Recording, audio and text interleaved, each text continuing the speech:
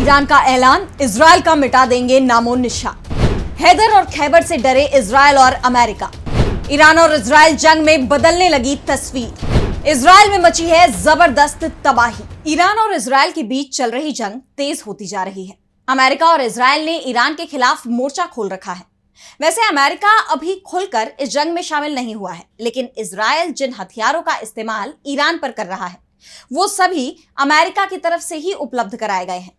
America की तरफ से जंग के मैदान में अचानक ही इजरायल को हथियारों की सप्लाई बढ़ा दी गई, तो दूसरी तरफ ईरान ने अब अमेरिका को ही धमकी दी है कि अगर ईरान और इजरायल के बीच चल रही जंग में अमेरिका भी शामिल होता है तो फिर ऑल आउट वॉर छिड़ जाएगी।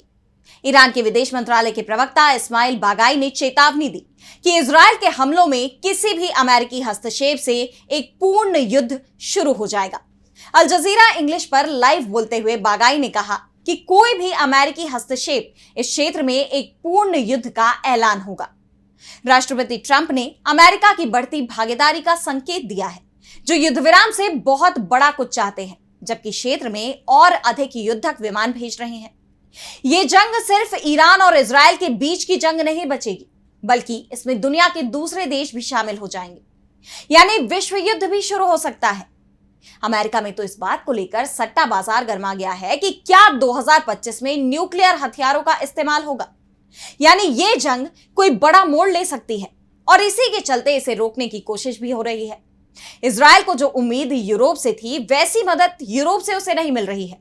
यह कहना कि यूरोप ने इजरायल की मदद करने से पूरी तरह से इनकार कर दिया है, यह भी सही होगा।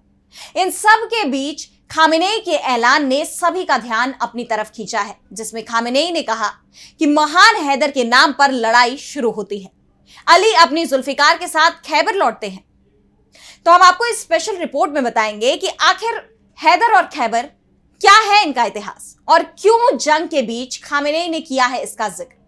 नमस्कार, मैं आराधना। तो शुरू करते हैं हमारी एक खास रिपोर्ट। तो ईरान और इजरायल के बीच चल रही जंग के 6वें दिन ईरान के सुप्रीम लीडर अली खामेनेई ने एक्स पर पोस्ट में कहा कि जंग की शुरुआत हो चुकी है। खामेनेई ने एक्स पर लिखा कि महान हैदर के नाम पर लड़ाई शुरू होती है।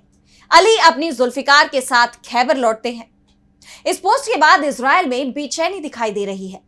अली खामेनेई ने अपनी इस पोस्ट में 4 ऐसे शब्दों का इस्तेमाल किया जिन पर सभी का ध्यान बार बार जा रहा है: हैदर, अली, जुल्फिकार और खैबर।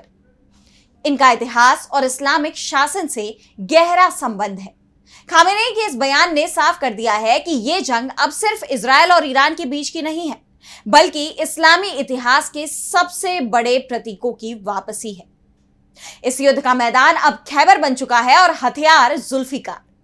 तो हम आपको इसके इतिहास और हालिया जंग से इसका क्या संबंध जोड़ने की कोशिश की जा रही है खामेनेई की तरफ से, उसे बताते हैं।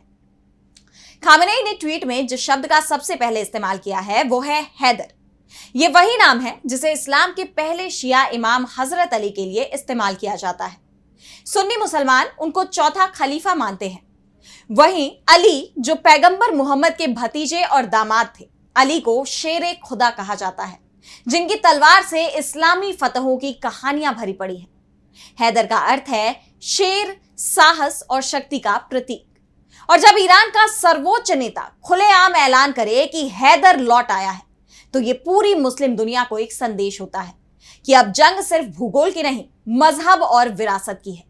लेकिन खामेनेई यही नहीं रुके। उन्होंने कहा कि अली अपनी जुल्फिकार के साथ खैबर लौटते हैं।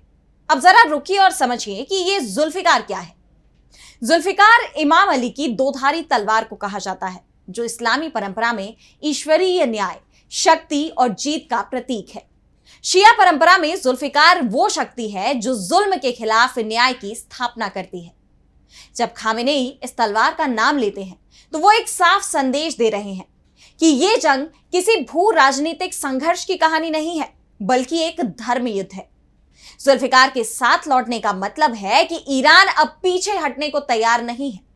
यह युद्ध अब मजहब, सम्मान और जीत की लड़ाई बन चुकी है। खामेनेई जिस तलवार का नाम ले रहे हैं, उसे अक्सर ही शियाओं के समारोह में लगे पोस्टर, बैनरों में दिखाया जाता है, और ये अली के शासन का प्रतिनिधित्व करती है। अली खामेनेई का पोस्ट में जुल्फिकार का इस्तेमाल करना युद्ध के लिए तैयार और दुश्मनों के खिलाफ अल्लाह की मदद की कल्पना को दिखाता है और साथ ही शक्ति और संकल्प का प्रतीकात्मक ऐलान कर रहा है। अब आती है असली बात, खैबर। खैबर क्या है? खैबर उस ऐतिहासिक जंग का नाम है जो साल 628 में अरब में लड़ी गई थी। उस जंग में मुसलमानों ने यहूदियों के खिलाफ जीत हासिल की थी। खैबर उन दिनों एक समृद्ध और सामरिक दृष्टि से महत्वपूर्ण यहूदी किला था, जिसे इमाम अली के नेतृत्व में मुसलमानों ने फतह कर लिया था। आज के दौर में जब खैबर का नाम लिया जाता है तो उसका मतलब होता है यहूदियों पर फतह की याद दिलाना। खैबर की लड़ाई एक खतरनाक और नुकसान पहुंचाने वाले दुश्मन पर जीत का प्रतीक है। और जब खामेनेई कहते हैं कि अली अपनी जुल्फिकार के साथ खैबर लौटता है, तो इसका मतलब होता है कि ईरान अब इजराइल को उसी तरह रौंदने की तैयारी में है जैसे अरब के मुसलमानों ने खैबर को रौंदा था। आपको बता दें कि अरब का खैबर एक समृद्ध और रणनीतिक रूप से काफी अहम इलाका था जो मदीना के लिए खतरा बन सकता था। यहाँ के यहूदी कबीलों के पास मजबूत किले और सैन्य संसाधन थे। पैगंबर मोहम्मद और मुसलमानों ने खैबर पर हमला करके इस क्षेत्र को अपने नियंत्रण में लिया और मदीने की सुरक्षा को सुनिश्चित किया, जिससे भविष्य में कोई और हमला ना हो। खामेनेई ने खैबर का जिक्र कर साफ कर दिया कि ईरान इस युद्ध को मुसलमान और यहूदी संघर्ष के रूप में पेश करना चाहता है।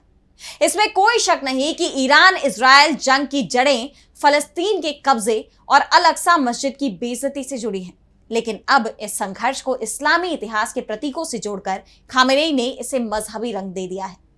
ईरान की यह रणनीति न सिर्फ अपने देश में लोगों को उग्र करने के लिए है, बल्कि पूरे इस्लामी जगत को एकजुट करने की कोशिश के तौर पर भी देखी जा रही है।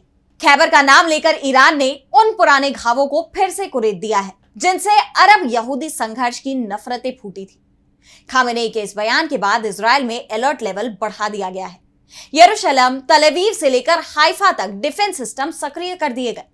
खुफिया एजेंसियों को आशंका है कि ईरान समर्थित गुट या सीधे तौर पर ईरानी सेना खैबर ऑपरेशन जैसी कोई सैन्य कार्रवाई कर सकती है। यरूशलेम में अल अक्सा मस्जिद को लेकर पहले से तनाव चरम पर है। ऐसे में जब ईरान खैबर की वापसी की धमकी देता है तो इजराइल के लिए यह सिर्फ युद्ध की आहट नहीं, बल्कि मजहबी आंधी की चेतावनी है। तो क्या वाकई में ईरान खैबर की कहानी दोहराने जा रहा है? क्या जुल्फिकार की गूंज फिर से इजराइल की फिजाओं में सुनाई देगी, या ये सब सिर्फ एक रणनीतिक दबाव बनाने का खेल है? बहरहाल एक बात तो तय है कि अब ये जंग सिर्फ सीमाओं की नहीं रही, और इस बार अगर खैबर सच में लौट आया तो यरूशलेम की फिजाओं में सिर्फ बारूद नहीं, इतिहास का डर भी तैरता दिखाई देगा।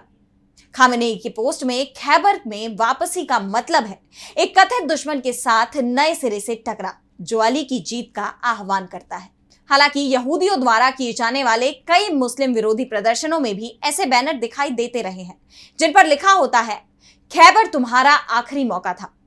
फिलहाल खामेनेई ने तो जंग का ऐलान कर दिया है, और अगर ये जंग धार्मिक रंग लेती है, जिसकी कोशिश पहले से ही की जा रही है, ईरान की तरफ से इस्लामिक सेना बनाने की कोशिश भी की जा रही थी, उसके बाद ये साफ है कि इजराइल आने वाले समय में गहरे संकट में फंस सकता है।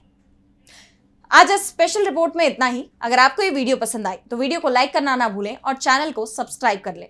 और बाकी की ऐसी ही स्पेशल रिपोर्ट्स के लिए देखते रहिए डीबी लाइव, और मुझे दीजिए इजाजत। नमस्कार।